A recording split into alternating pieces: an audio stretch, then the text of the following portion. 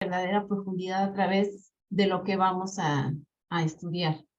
Hace 2000 años, Jesús, hace 2000 años, Jesús hizo lo que fue una de sus oraciones más desgarradoras. Una oración que lo llevó a una angustia total, a una parte que quizás no nos podemos imaginar humanamente. Él estaba padeciendo lo que se llamaba su paso para la entrega de su cuerpo hacia el Calvario. En ese momento, él se reunía con sus discípulos varias veces en el huerto de Getsemaní o el jardín de Getsemaní.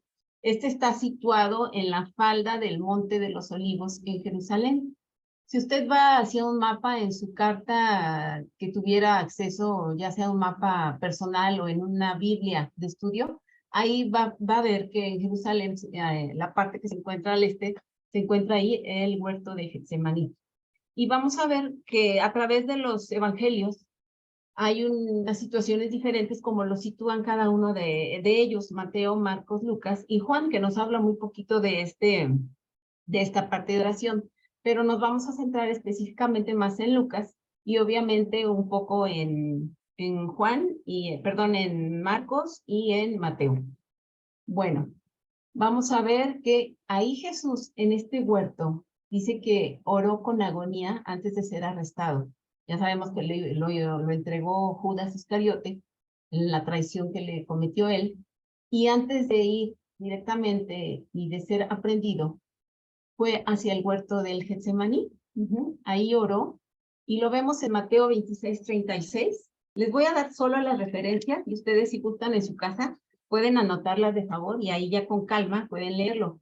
Es Mateo 26:36, Marcos 14:32, que mencionan esta parte como Getsemaní, el huerto. Y Lucas 22:39 lo menciona que fue directo al Monte de los Olivos. Ahí hay un pequeño cambio, ahorita lo explicamos. Y Juan menciona en el capítulo 18:1, lo llama huerto. Bueno, aquí si se fijan, encontré la foto de un hermoso olivo, que a través de los años pueden durar hasta más de 2000 años. Muchos llegan a durar hasta 4000 años. Y la estructura de un tronco es tan sólida que cuando los llevan a podar, los pueden podar bien al ras y pueden volver a crecer las ramas. Son unos árboles muy longevos. Y de ahí se extrae pues un aceite preciado, que es el aceite de olivo.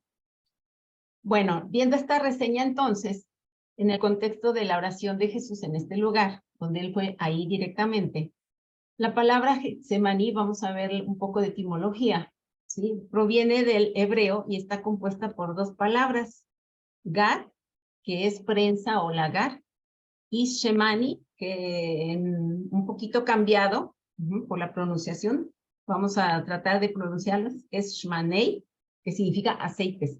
Entonces, este lugar es la prensa de aceites, es donde se presiona la aceituna o las olivas, en algunos lugares le llaman olivas, y lo presionan con un aparato que es un prensador, un pressuag, hasta de hecho es el apellido de mi esposo, pressuag, que se llama exprimidor, y en eso lo exprimen las aceitunas y sacan el aceite, el concentrado del aceite de olivo.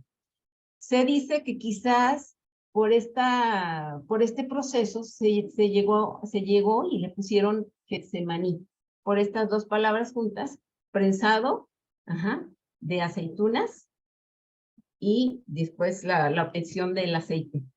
Bueno, como les decía, los olivos pueden durar hasta más de 2000 años y otros pueden llegar hasta 4000 años. Se ha visto que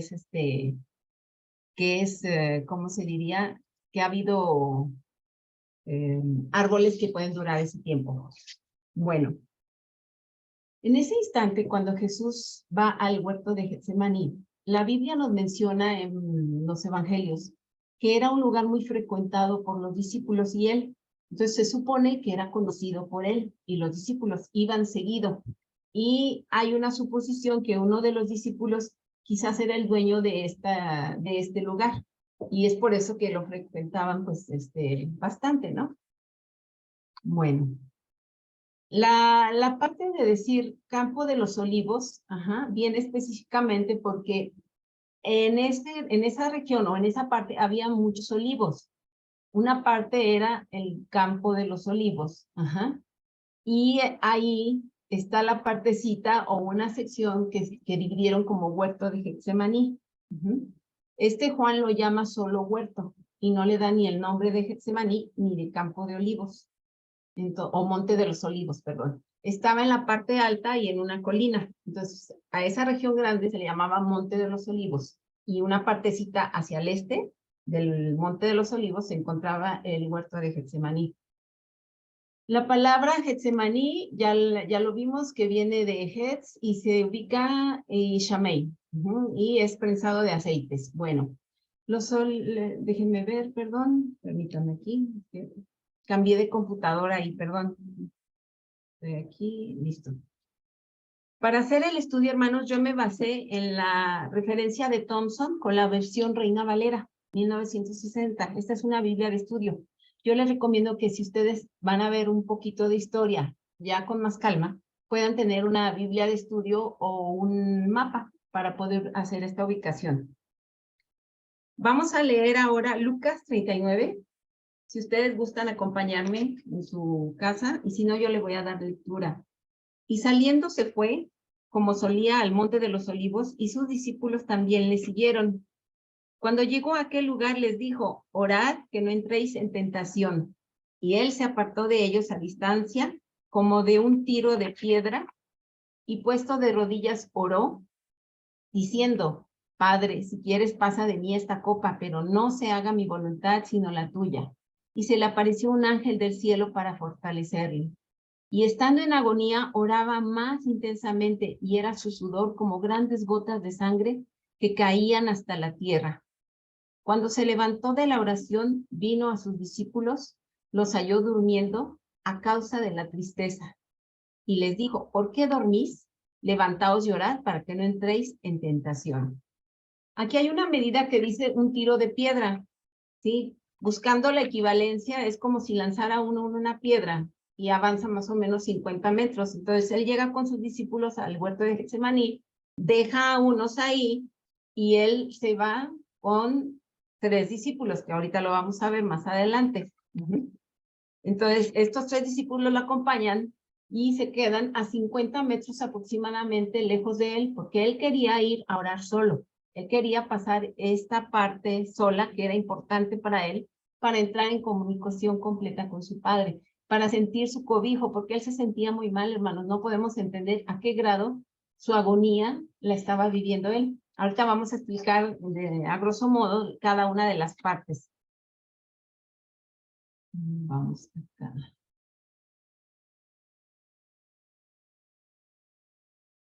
Entonces, vemos que Jesús se levantó, y en precisamente en el Evangelio de Lucas, nos demuestra una sensibilidad hacia los pobres. ¿Por qué yo escogí Lucas? Porque Lucas es un médico y él relata físicamente la agonía que sentía y emocionalmente la agonía que estaba viviendo Jesús en ese momento.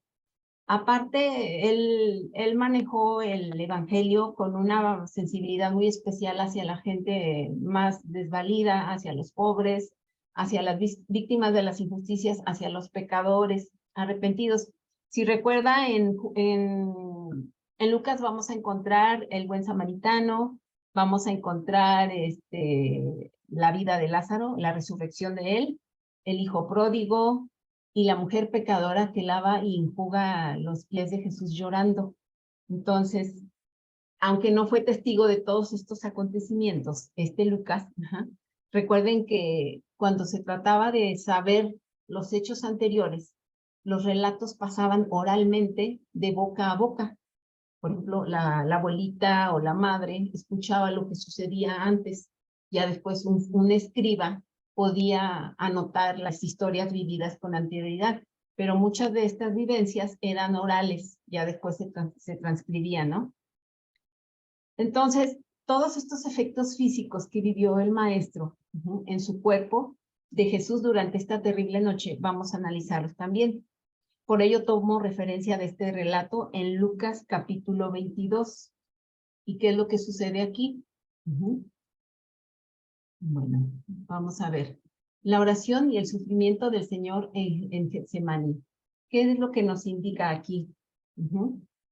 Entonces, los eventos más importantes en Getsemaní ocurrieron en la noche de su crucifixión, cuando Jesús fue traicionado. Entonces, este proceso sucedió una noche antes de que lo traicionara Judas y lo entregara después hacia los fariseos y el Sanedrín para que lo llevaran a la crucifixión.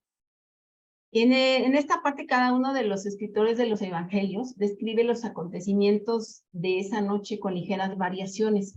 Si ustedes ven aquí hice un cuadrito, donde dividí lo que era Mateo, Marcos, Lucas y Juan. Cada uno que vemos aquí en Marcos y Mateo mencionan el Getsemaní. Y que en Mateo, Pedro y dos hijos de Zebedeo le acompañan a Jesús al huerto, mientras los 8 apóstoles anteriores se quedaron más lejos. No se menciona a Judas porque ella estaba arreglando el complot. Entonces, la Biblia nos menciona 8 apóstoles que se quedaron y 3 que lo acompañaron. Y en esta parte, en estos 2 evangelios, que es Mateo y Marcos, 3 veces oró Jesús en esa agonía. Él se iba y regresaba porque les había encargado fervientemente a sus discípulos que estuvieran en oración constante, que lo ayudaran, que le dieran ese acompañamiento para que él no se sintiera solo, para que esa agonía tan fuerte, él pudiera pasarla de una manera más simple, digamos. Y aquí vemos que en esta parte, permítanme tantito, Lucas menciona como Monte de los Olivos en vez de Getsemaní, y para remarcar puse esta parte, ¿sí? La agonía en donde sudaba gotas de sangre. Y en Juan solamente en el capítulo 18 y 1 y 2 se menciona que venían al huerto, nada más, que iban al huerto. Y obviamente no hay más, más introducción ahí en Juan. Bueno, ahora, ¿qué es lo que sucede aquí? Ya leyendo la cita bíblica, entonces vamos a ver la referencia de lo siguiente. Perdón. En Marcos 14:34 se lee, le voy a dar lectura. Dice, y les dice Jesús, él está hablando, mi alma está muy triste hasta la muerte, quedaos aquí y velad.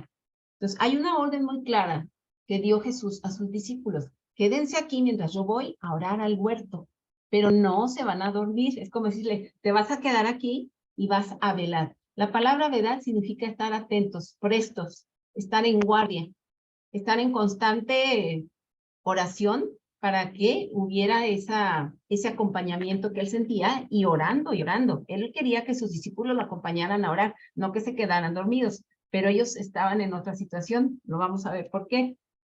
Aquí, ¿a quién les habla aquí Jesús? Bueno, Jesús les habla a 3 discípulos que le acompañaron a orar, ¿sí?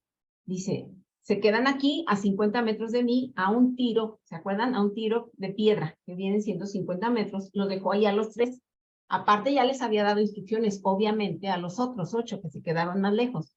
Quédense aquí, ayúdenme a orar. Esa era su encomienda de él, ayúdenme a orar. ¿Y por qué? Yo pensé, ¿por qué él quería ir solo al huerto de Getsemaní? Porque él sentía esa necesidad tremenda de poder encontrar a su padre, ¿sí? En su divinidad tan grande, él dijo, yo pienso, no sé realmente, pero leyendo en un historiador teológico, se menciona que él quiso ir solo porque quería sentir la presencia de su padre, para que no tuviera tanto dolor, para que su agonía fuera más leve. Porque vemos, hermanos, que más adelante todo lo que él sufre y toda esa vivencia tan fuerte de lo que siente su cuerpo físicamente y emocionalmente no es cualquier cosa. Entonces, vamos a tratar de imaginarnos un poquito eso. Entonces, el Salvador sí tenía miedo, porque estaba como usted y como yo, humanamente, ¿sí? Él también sentía dolor, él también sentía gustos, él comía, él dormía. Y en esa parte humana, pues lógicamente estaba teniendo emociones físicas y emociones de sentimientos. Entonces, en ese miedo, él sentía que se iba a morir. ¿Se imaginan, hermanos, que a ustedes les digan, pues nada más te queda un día de vida, ¿no?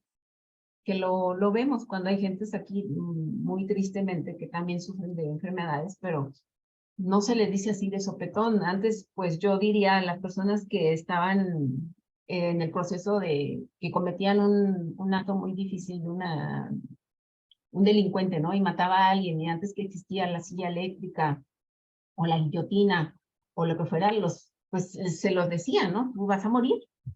Imagínense sentir eso, y Jesús lo sentía, porque él sabía que iba a ser entregado y que iba a pasar el calvario de la cruz. Y él ya sabía cómo era, hermanos, una crucifixión no era cualquier cosa. Yo me imagino que todos ustedes tienen ya más o menos una idea de cómo era un crucificado. Era una agonía y muerte lenta.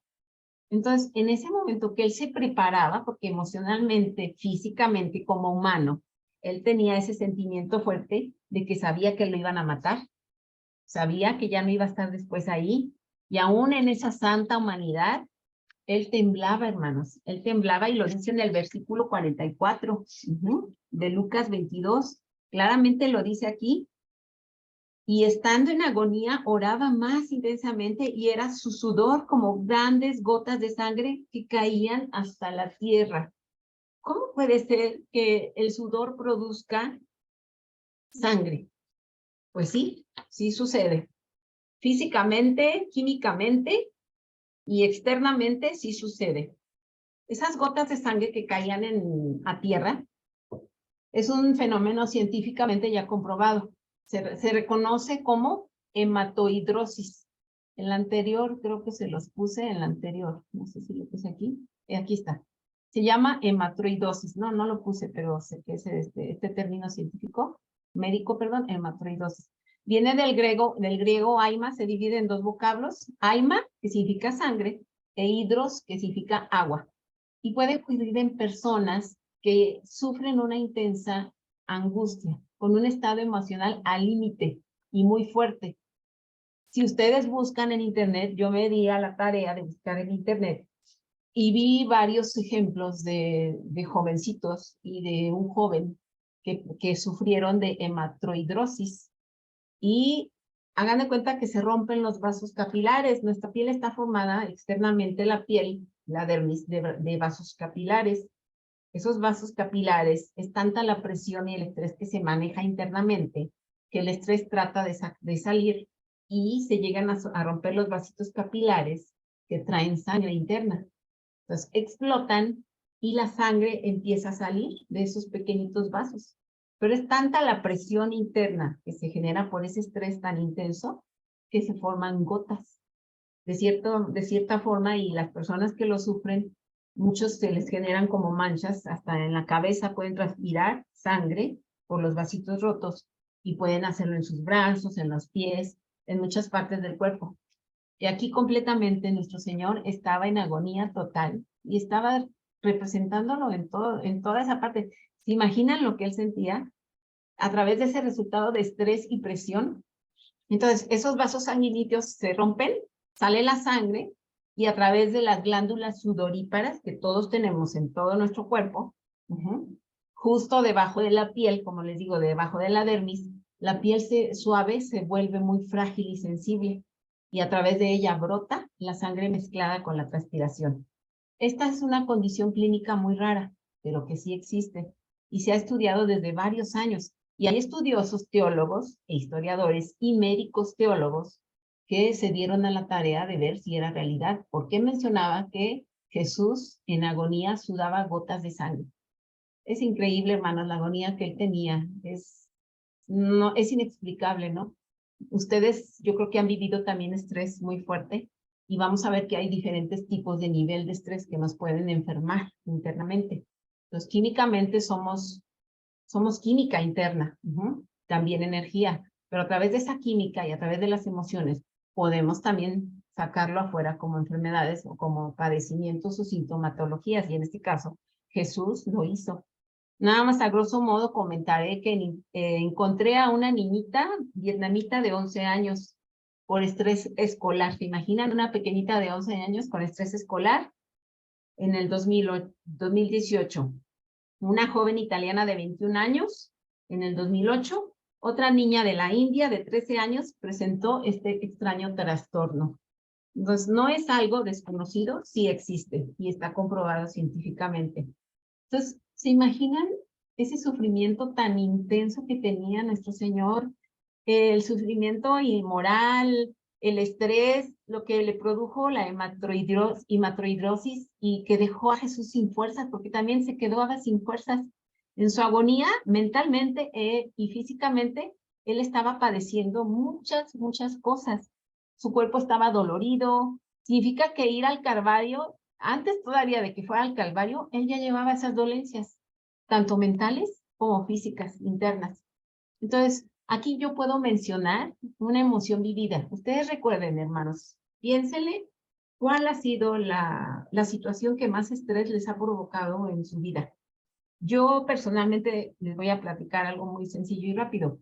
Cuando yo me casé con mi esposo, yo no sabía hablar el francés, yo estaba viviendo con mi mamá, yo estaba muy cercana a ella, me dedicaba a la iglesia y a mi trabajo 100%. Me caso con él y me lleva a vivir a Francia. Entonces, dicen que hay ciertos niveles de estrés donde se manejan las hormonas. Entonces, existen niveles de estrés que producen ciertos padecimientos físicos muy fuertes donde se bajan se bajan ciertas hormonas y suben otras. Entonces, el casarse es un estrés muy fuerte. El perder a alguien es un estrés muy fuerte. El tener un trabajo, una pérdida de trabajo también es un estrés. Tener una enfermedad terminal es un estrés muy fuerte, o estar enfermo también. Entonces, hay de niveles a niveles. ¿Y qué sucede ahí? Pues las hormonas se bajan. Químicamente, ¿qué nos sucede? La hormona del cortisol, que es la del estrés, se aumenta y se bajan las hormonas de la felicidad, la serotonina, y la oxitocina. Estas hormonas de la felicidad bajan y se sube el cortisol, obviamente, empieza a haber ciertos cambios químicos internos y neurológicos en el cerebro, y después vienen las emociones. Entonces, a pesar de los padecimientos físicos y emocionales, Jesús hace una oración que refleja humildad. ¿Se imaginan en la sensación en la cual él se encontraba, en ese padecimiento total, en esa agonía de saber que él iba a morir? Porque estaba hecho humano, como nosotros tenemos emociones, tenemos sentimientos, tenemos sensaciones. Él vivió todo eso al 100%. Entonces, saber que su agonía no se iba a calmar, sino que se iba a aumentar todavía, ¿a qué grado él se sentiría, hermanos? No podemos imaginarlo. Quizás alguien que ha pasado un estrés muy fuerte, le digo, si usted en su vida ha vivido un estrés, pues es una parte, ¿no? Lo ha sentido, se ha sentido triste, muy débil, con dolor hasta de estómago, no tiene sentido la vida. Entonces, hay muchas maneras que uno puede expresar y externar ese estrés. La actitud de Jesús, digamos, en esa angustia, aún así fue de humildad. En eso que el maestro tenía todas las cualidades de su hermoso carácter, ahí presentó humildad. ¿Por qué? Porque no dijo, yo me voy, ya no quiero dar la vida, Señor, ¿por qué me haces esto?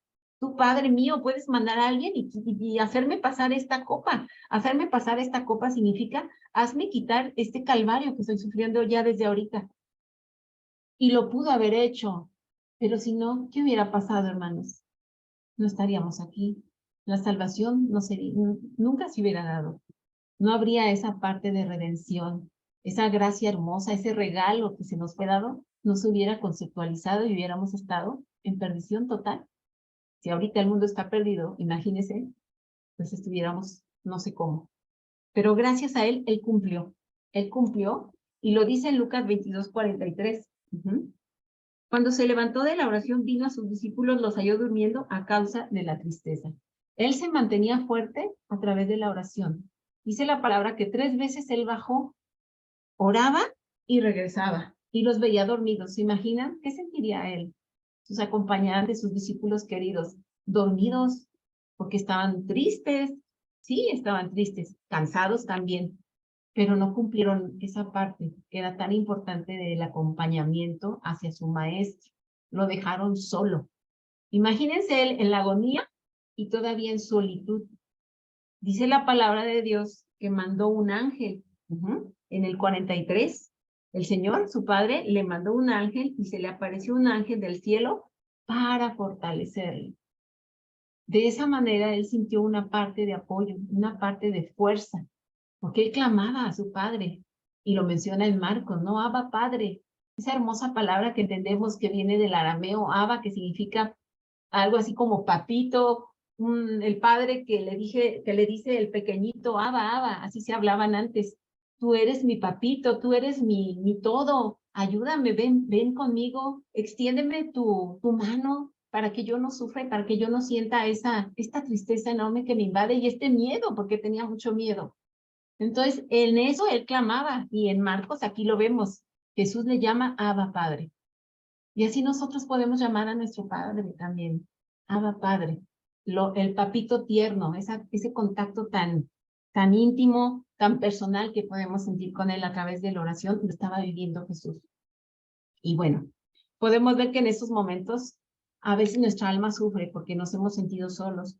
Y quizás como Jesús, Él se sintió solo en esa vivencia. Nuestro Dios siempre sabe las cosas que necesitamos. Y Él sabía lo que necesitaba a su Hijo. Necesitaba una fuerza a través de ese ángel que le ayudaba y que le instaba. Yo me imagino que le instaba a sostenerlo, a decir, todo va a estar bien, ánimo, pues no sé, ¿no? O la fuerza del abrazo, no lo sabemos, hermano, pero un ángel estaba ahí con él. Y él sentía ese apoyo, pero no sintió el apoyo de sus discípulos, ese apoyo que puede tener un grupo, ese apoyo que podemos darnos también nosotros mismos, ¿sí? Bueno, ese oportuno socorro por parte de ellos no lo tuvo. Entonces, así como Cristo estuvo fortalecido por este ángel, en esa angustia, Él nos fortalece también. Existen situaciones, hermanos, como les digo, muy difíciles que nos pueden producir estrés demasiado fuerte. Lidiar con problemas fuertes de salud, perder un ser querido, una enfermedad terminal o una enfermedad donde no sabemos qué es lo que tenemos, ni hasta los médicos le encuentran a uno que tiene, un cambio de país, vivir una situación de traslado, cambio de país donde te sientes solo, no sabes ni el idioma y todo eso, son estreses extremadamente muy fuertes. Entonces, si usted lo ha vivido, reflexione nada más y sienta cómo se ha sentido, cómo vivió este proceso, y ahora intente, que no sé, que no es una parte comparativa, pero intente un poquito empatizar con lo que sentía nuestro Señor Jesús en ese momento. Una partecita es tan mínima porque no se compara a lo que él sentía, ¿sí? Verdaderamente. La oración en esas grandes dificultades y ante la tentación. ¿Qué es lo que nos demuestra la oración? Bueno, la oración para nosotros en las dificultades, ¿sí? Nos va a demostrar que tenemos una parte importante que podemos, en la cual apoyarnos, y lo menciona en Mateo 26:41, que dice así: velad y orad para que no entréis en tentación. El espíritu a la verdad está dispuesto, pero la carne es débil. Mateo 26:41.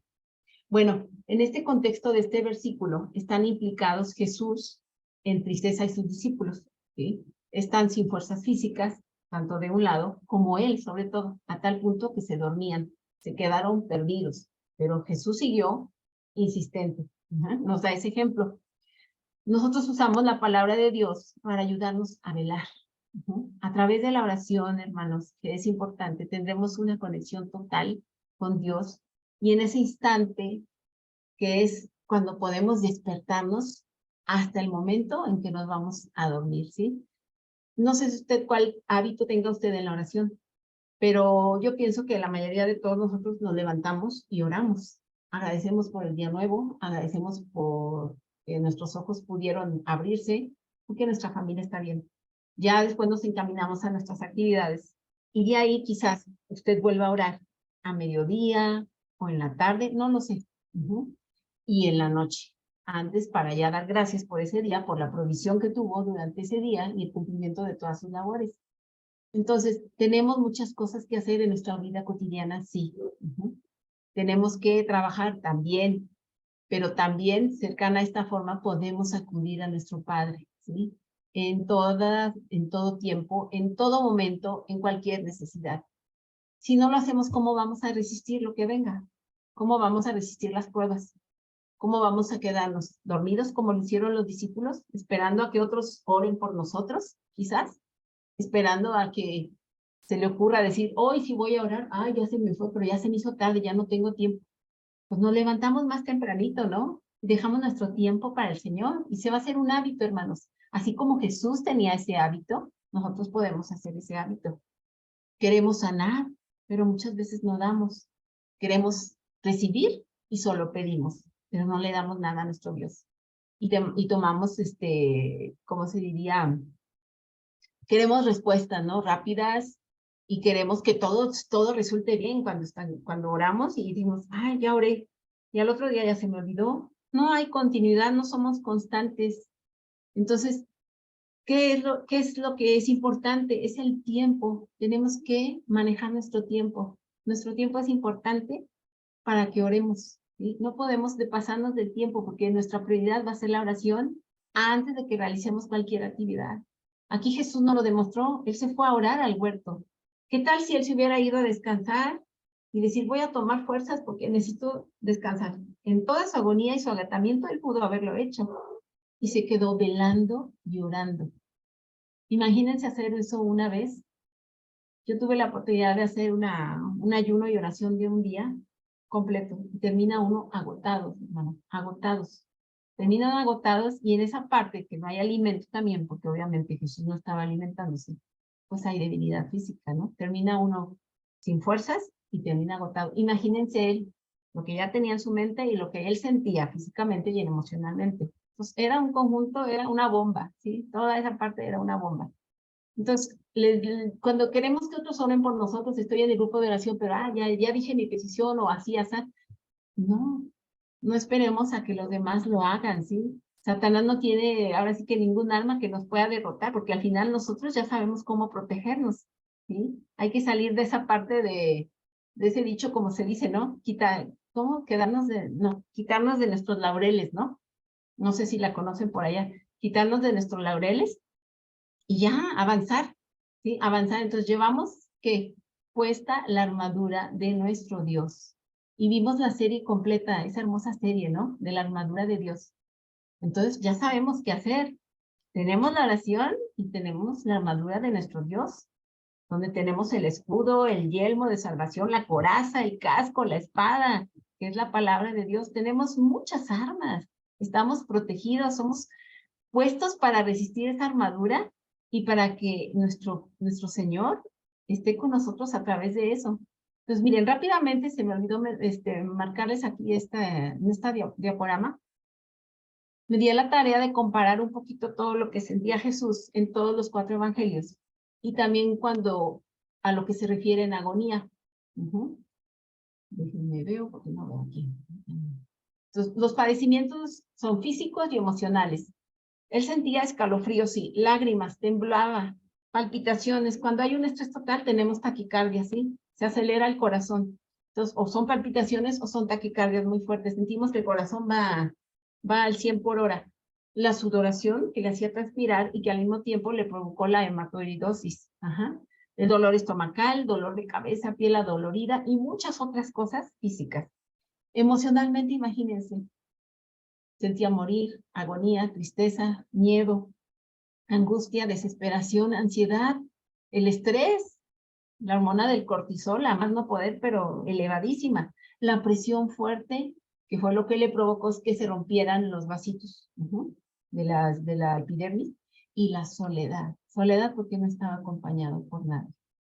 Entonces, ¿cómo estas dos cosas no eran una bomba en él? No era un padecimiento extremo. O sea, no lo puedo yo entender, no puedo yo decir de qué manera nuestro Señor Jesús intentó hacer esta parte, o sea, intentó vivir esto.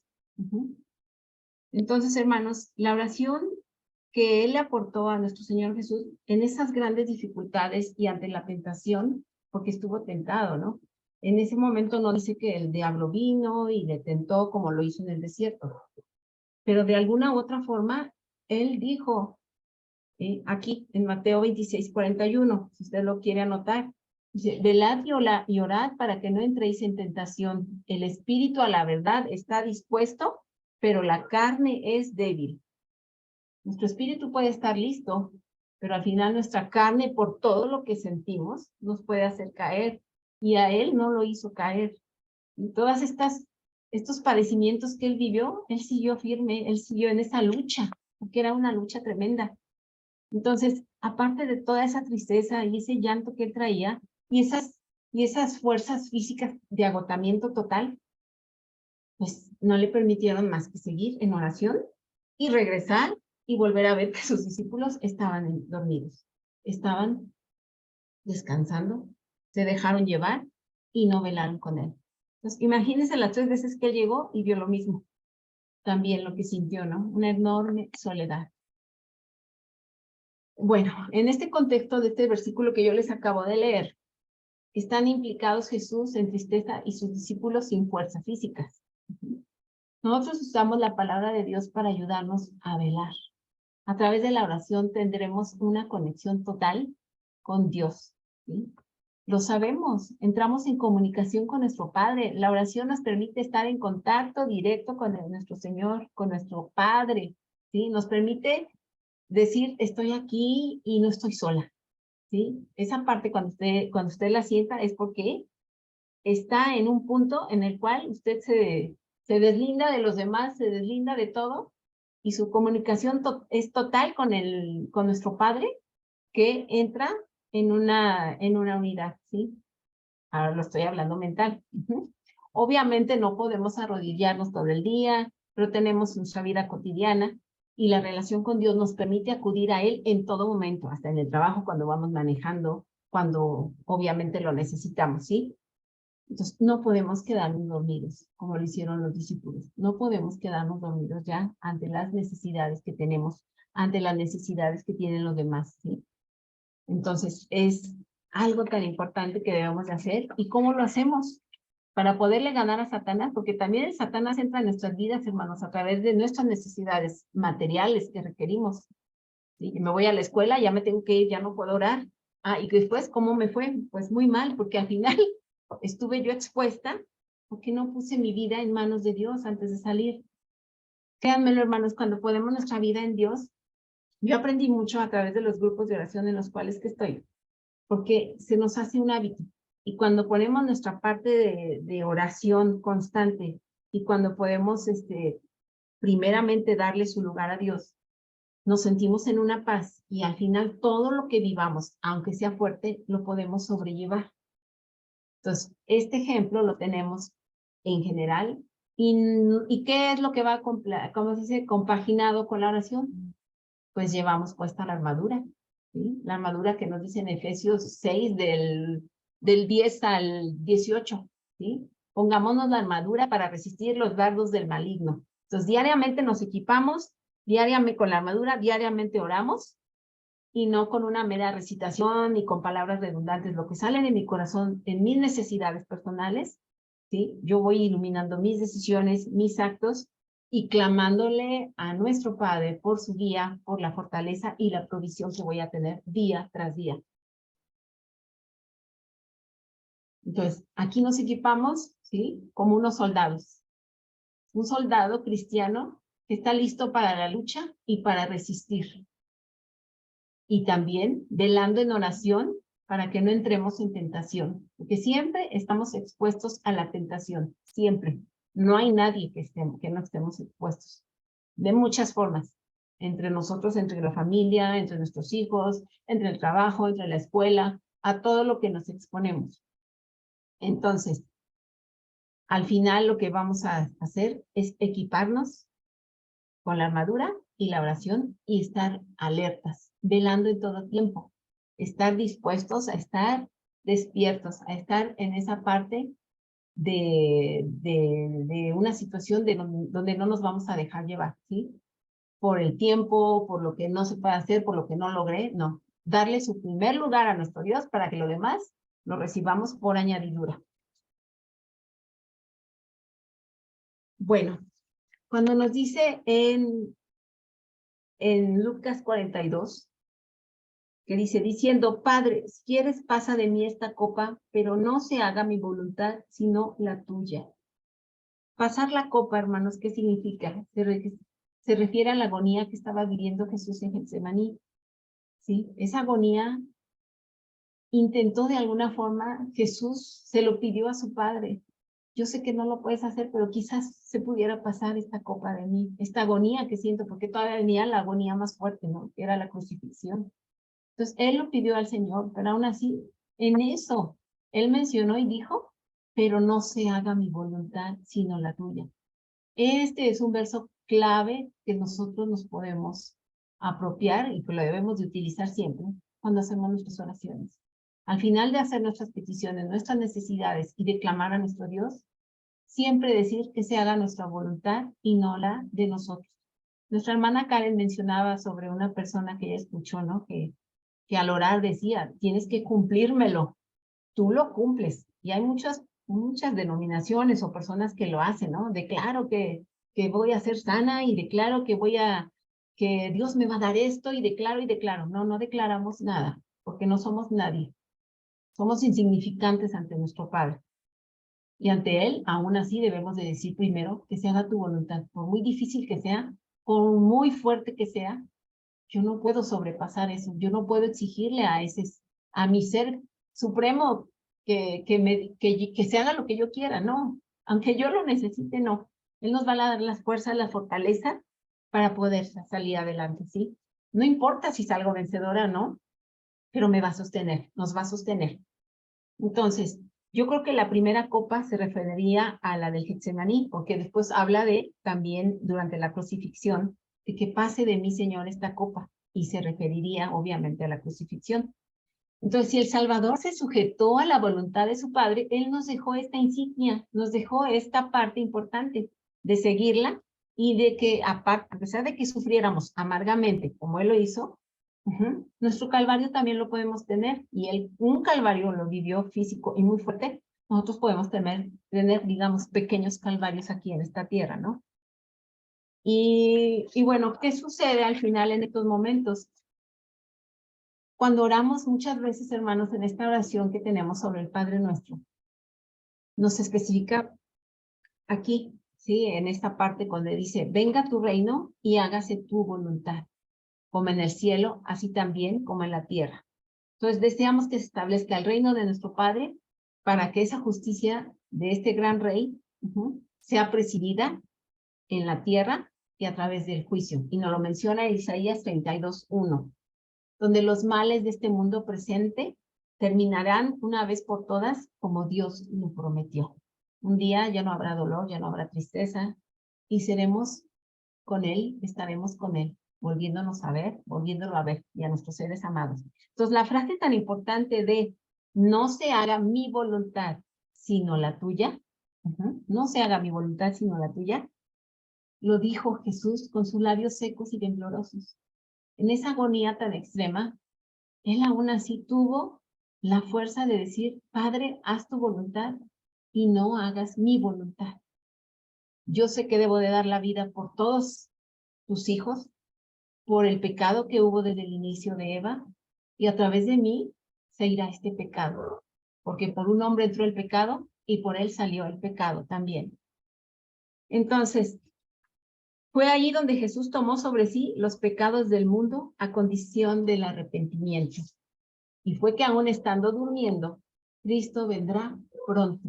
Vendrá pronto, sí, hermanos. Está ya a las puertas con todos los hechos que vemos y vendrá a perfeccionar su carácter a través de nosotros también. Nos debemos de estar preparando, nos debemos de estar centrando en que no debemos de quedarnos vacíos, no debemos de estar conformándonos, debemos de avanzar también en el aprendizaje de la palabra, en el servicio, en las necesidades de mi iglesia, en las necesidades de mi familia, obviamente y principalmente, y estar atentos.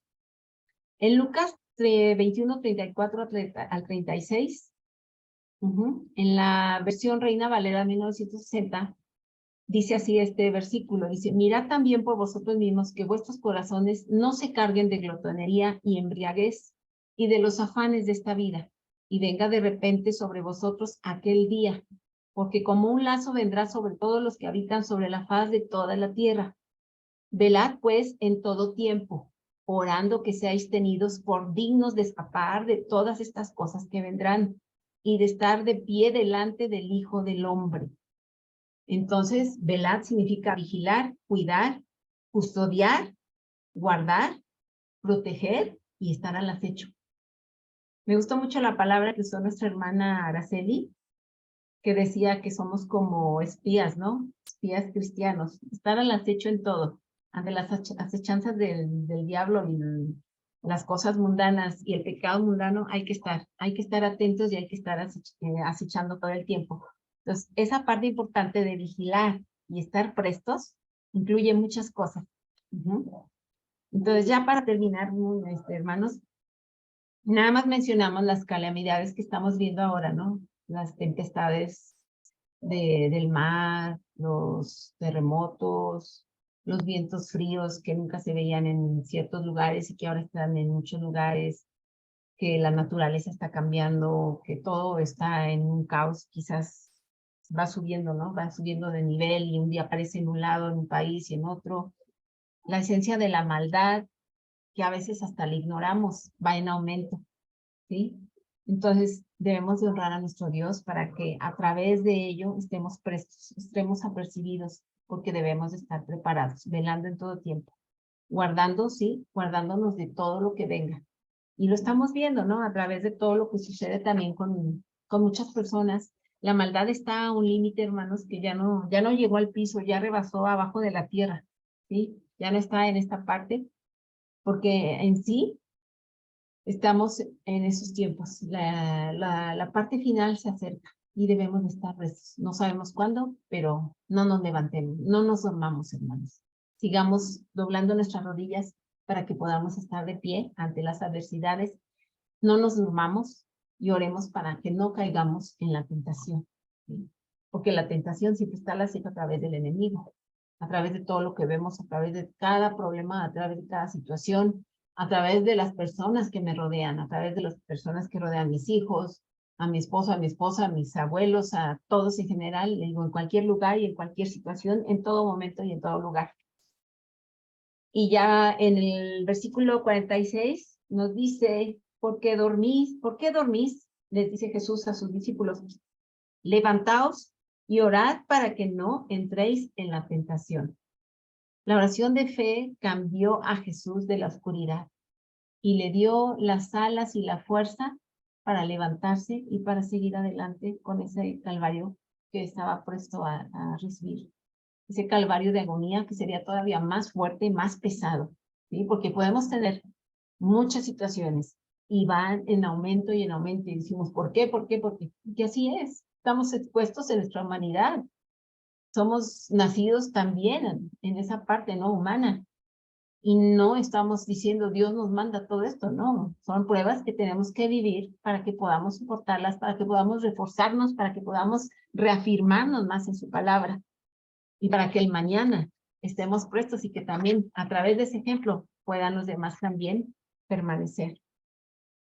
Y bueno, hermanos, todos estos excesos mundanos que tenemos ahora, las drogas, el hombre que ha hecho con sus ídolos y ha ido más lejos cada vez, el libertinaje que ya se da de la adoración de Satanás expuesto libremente ya en muchos lugares, la identidad de género, el gozo y la esperanza a través de los, ¿cómo se llaman? De las filosofías del éxito, a través de las filosofías de yo prospero porque puedo y soy, y fuerza, energía y materia y no sé qué.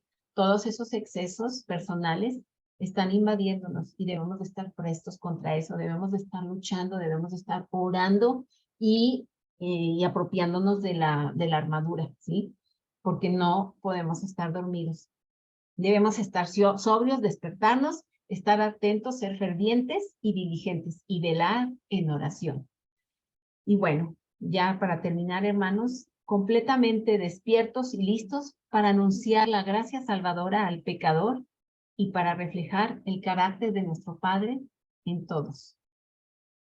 Entonces, gracias, Señor bendito, porque tu ejemplo nos impulsa y anima a imitar tu vida de oración. Ya nada más como unos consejos, hermanos, perdón.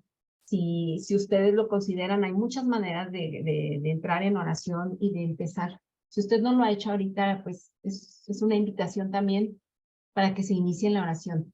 Hay muchas maneras de integrarse a través de la oración matutina, muy de mañana, fórjese horarios, diga, si yo me levantaba a tales horas, ya me levanto más temprano, dejo 10, 5 minutitos para hacer mi oración, ese es un tiempo antes de mis actividades cotidianas. Otra manera también puede ser, anoten una libreta, yo anoto en una libretita siempre o en su celular las peticiones que tenemos, porque hay mucho por quien nos orar, hermanos. Somos un cuerpo en Cristo, somos una comunidad, una iglesia, y debemos de estarnos sosteniendo unos a los otros. No debemos de dejarnos solos, ¿sí? Como lo vimos que los discípulos dejaron solos a nuestro Señor, debemos de tener ese acompañamiento mutuo, orar con alguna hermana. Y si no podemos hacerlo personalmente, recuerda, hermanas, que cuando decimos algo, estoy orando por ti, allá está un Dios que nos ve y que debemos de cumplirlo, porque al final tenemos que también dar cuentas de esa parte, porque yo puedo decir, estoy en oración, pero al final no oro. De alguna forma, hermanos, somos adultos también y tenemos que responsabilizarnos. Hay grupos de oración de WhatsApp, donde usted puede decir, inclúyanme. Hay grupos de oración en su congregación, por favor, yo necesito estar allí.